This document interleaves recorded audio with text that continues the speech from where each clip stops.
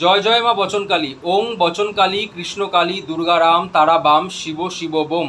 মা বচনকালীর এই মহামন্ত্র আজকের দিনে আপনারা 7বার বলে যে কোনো একটি ফল দিয়ে আপনারা যদি মায়ের এই ছবির দিকে তাকিয়ে মানসিক করেন, তাহলে মা অবশ্যই আপনাদের মনস্কামনা পূরণ করবেন।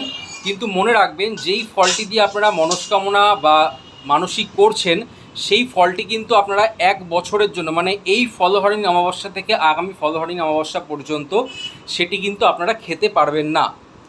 তো আপনাদের মনস্কামনা যদি পূরণ হয়ে যায়, তাহলে অবশ্যই আপনারা মাতৃমন্দিরে মাকে দর্শন করতে আসুন, সামনাসামনি মাকে দর্শন করুন, দেখলে আপনাদের মন ভরে যাবে।